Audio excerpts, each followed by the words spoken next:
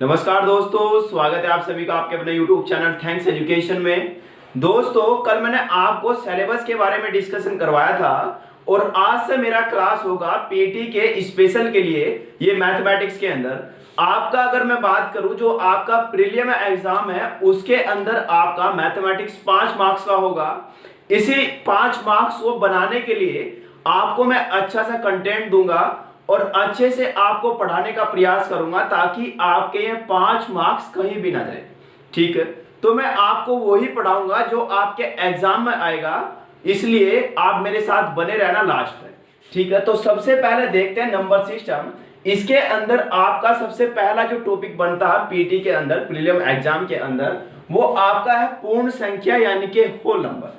ठीक है, तो बात को समझो। नंबर सिस्टम की अगर मैं बात करूं, मोटा मोटा अगर मैं बात करूं, तो आपके पास एक नंबर लाइन होता है, ये वाला नंबर लाइन होता है इस प्रकार से। ठीक है, ये आपका एक नंबर लाइन होता है और इस नंबर लाइन की अगर मैं बात करूं तो बीच में एक न्यूट्रल होता है जिसे आप जीरो बोलते हो।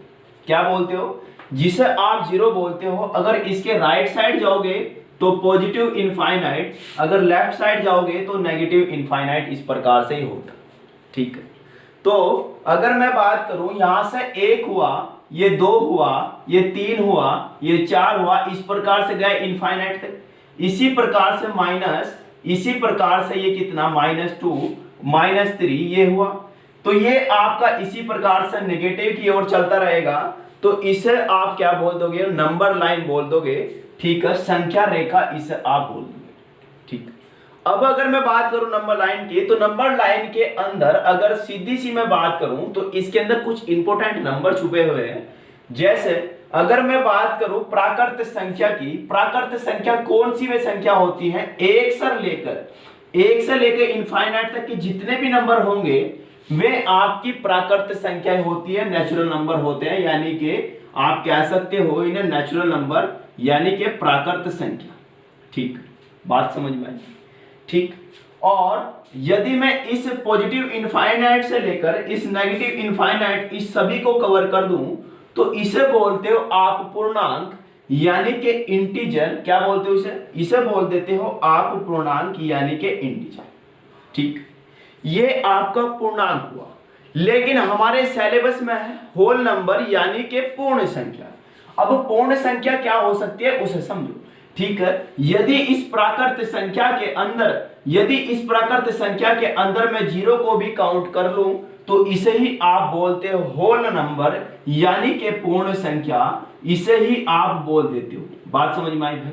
ठीक है, ये आपका पूर्ण संख्या हुआ, ये आपका होल नंबर हुआ। इस होल नंबर के बारे में कितने क्वेश्चन बन सकते हैं उसे समझो। ठीक है, मैंने कहा इस जीरो से लगाकर इस प्लस इनफाइनाइट तक जितना भी नंबर होगा वो हमेशा क्या होंगे? होल नंबर होंगे, पूर्णांक होंगे, सॉरी पूर्ण संख्या होंगी। ये बात आपको समझ में आई? क्वेश्चन कितने प्रकार के बन सकते हैं? सबसे पहला क्वेश्चन अगर मैं बात करूं, ठीक है, मैंने आपसे कहा क्या नकारात्मक कोई संख्या, कोई नेगेटिव संख्या क्या आपका पूर्ण नंबर या होल नंबर हो सकता है? तो आप मुझे बताओगे कि देखो सर, आपने बताया जीरो से लेकर पॉजिटिव जितने भी नंबर होंगे वे क्या होंगे? पूर्ण संख्या होंगी यानी कि होल नंबर होंगी। तो ये तो नेगेटिव वाले हुए। तो आप कहोगे कि कभी भी नेगेटिव जो नंबर होगा, नकारात्मक जो नंबर होगा, वो कभी भी आपका होल नंबर नहीं हो सकता, पूर्ण संख्या नहीं हो सकता। दूसरा क्वेश्चन मैंने पूछा आपसे कि क्या सर जीरो एक होल नंबर है, एक पूर्ण संख्या है? तो आप डेफिनेट बताओगे कि जीरो आपका पूर्ण रूप से एक पूर्ण संख्या है, एक होल नंबर है। नेक्स्ट क्वेश्चन देखो, मैंने पूछा कि प्लस इनफाइनाइट आपका कैसा नंबर है? तो आप कहोगे कि प्लस इनफाइनाइट आपका होल नंबर है, पूर्ण संख्या है, और साथ ही साथ आपका नेचुरल नंबर है, प्राकृत संख्या भी। ये बात समझ में आई? एक और क्वेश्चन बनता है एग्जाम के अंदर, आपसे पूछ लिया गया कि +6 की अगर मैं बात करूं कि आपका मान लो आपके पास इस प्रकार से कहा क्वेश्चन कि 6 किस प्रकार की संख्या है। ठीक है, 6 किस प्रकार की संख्या है? तो आप मुझे ये बताओ, ये एक नेचुरल नंबर है? बोलो हाँ, नेचुरल नंबर है। क्या ये एक पूर्ण संख्या है, होल नंबर है? हाँ, ये एक होल नंबर भी है। अगर एक और क्वेश्चन में इसमें जोड़ दूं, क्या ये एक परिमेय संख्या भी है? हाँ, ये एक परिमेय संख्या है। परिमेय संख्या की अगर मैं बात करूं, परिमेय संख्या कौन सी होती है? परिमेय संख्या की अगर मैं बात करूं, परिमेय संख्या वो संख्या होती है जो p बटे q के रूप में लिखी जाती है और इसमें हमेशा q का मान कभी भी 0 के बराबर नहीं हो सकता। इस बात को आप ध्यान रखना। p बटे q के रूप में लिखी जाती है और q बराबर कभी भी 0 के नहीं हो सकता, तो उसे क्या बोल सकते हो आप? परिमेय संख्या बोल सकते हो। अब मुझे बताओ, ये 6 का बटा 1 है तो p बटे q के रूप में है, हाँ, तो ये एक परिमेय संख्या है। ये बात समझ में आई। अब मैं आपके साथ में कुछ इंपॉर्टेंट संख्याएं डिस्कस करना चाहूंगा, क्योंकि आपको कैलकुलेशन भी देखना है, डेसिमल भी देखना है, ताकि आप कैलकुलेट कर सको सिंपल तरीके से।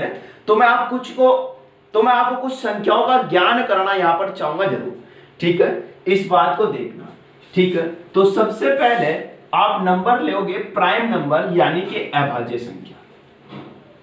इंपोर्टेंट मैं आपको संख्या सिखा देता हूं, जो इंपोर्टेंट नंबर होंगे उन्हें मैं आपको बता देता हूं, ठीक है? मैंने आपके सामने लिया सबसे पहले अभाज्य संख्या, अभाज्य संख्या, ठीक है? दूसरा लिया मैंने आपके सामने सह अभाज्य संख्या, सह अभाज्य संख्या, ठीक है जी? ये मैंने आपके सामने लिया सहभाज्य संख्या। एक और नंबर लिया भाज्य संख्या, ये आपके सामने लिया भाज्य संख्या, यानी कि भाज्य नंबर, ठीक है जी? ये भाज्य संख्या लिया। ये 3 इंपोर्टेंट नंबर है, इन्हें समझो, ये कैसे आप निकाल सकते हो और होते क्या है इस बारे में समझो, ठीक है? अभाज्य संख्या मतलब प्राइम नंबर, ठीक है? प्राइम नंबर कौन कौन से नंबर होते हैं? प्राइम नंबर वो नंबर होते हैं, वो नंबर ये होते हैं जो खुद से कटते हैं या 1 से डिविजिबल होते हैं, ठीक है? वो नंबर होते हैं जो खुद से डिविजिबल होते हैं या 1 से डिविजिबल होते हैं, उन्हें क्या बोलते हो आप? प्राइम नंबर बोलते हो, यानी कि अभाज्य संख्या उन्हें आप बोल देते हो। जैसे अगर मैं बात करूं, देखो एग्जांपल के तौर पर देखो, जैसे आपका हुआ 2, 3 हुआ, आपका 5 हुआ, 7 हुआ, ये आपके क्या है? अभाज्य संख्या, ये आपके प्राइम नंबर। जैसे क्या 2 किसी और संख्या से कट सकता? नहीं, तो 2 क्या हुआ? खुद से कट रहा या 1 से कट रहा, तो ये आपका क्या हुआ? अभाज्य नंबर हुआ, यानी कि प्राइम नंबर हुआ। इसी प्रकार से सह अभाज्य संख्या, सह अभाज्य संख्या वो संख्या होती है जिसका HCF 1 होता है, ठीक है? ये आपकी को प्राइम नंबर होती है, सहभाज्य संख्या होती है जिसका HCF 1 होता है। अब मैं बात करूं, जैसे एग्जांपल लिया मैंने 4 और 5, ठीक है? ये 4 और 5 लिया, मुझे ये बताओ इन दोनों का HCF कौन सा? इन दोनों का HCF 1 है या नहीं? हाँ, इन दोनों का HCF 1 है, तो आप कह सकते हो कि ये सह अभाज्य संख्या है, को प्राइम नंबर ये है, ठीक है? आप निकाल सकते हैं कैसे? इन दोनों का अंतर देख लो, वही उसका HCF होगा, तो आपने निकाल लिया फटाक देसी, ये इसका क्या होगा? HCF होगा। एक और मैंने एग्जांपल लिया आपके सामने, एक और एग्जांपल लिया इसी प्रकार से कि ये 4 हुआ, ये 3 हुआ, HCF कितना? इनका 1।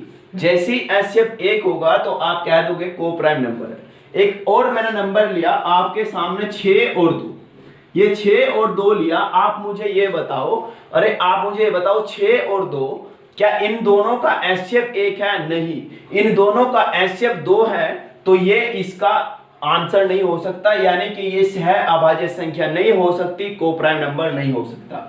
भाज्य संख्या की अगर मैं बात करूं, भाज्य संख्या वे संख्या होती है यदि आप इस प्राइम नंबर को छोड़ दो और इस को प्राइम नंबर को छोड़ दो, सॉरी, यदि आप इस प्राइम नंबर को छोड़ दो तो प्राइम नंबर को छोड़कर जितनी भी संख्याएं होंगी, प्राइम नंबर को छोड़कर जितनी भी संख्याएं होंगी वो आपकी भाज्य संख्या होंगी, वो आपके कंपोजिट नंबर होंगे। अब कंपोजिट नंबर कौन से हुए? जैसे 4 हो गया, 4, 8 हुआ, 6 हुआ, ठीक है? ये आपके क्या? Composite number. कंपोजिट नंबर वो जो दूसरी संख्या से भी कटते हैं, जैसे 2 से कटता है, 4 से कटता है, 1 से भी कटता है, ये 2 से कटता है, 4 से कटता है, 8 से भी कटता है, ये 3 से और 2 से कटता है, ये सभी संख्याओं से कटता है, ठीक है? तो आप इसे कह सकते हो, ठीक है?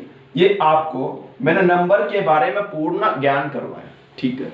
तो ये आपका क्लास आज इतना ही रहेगा।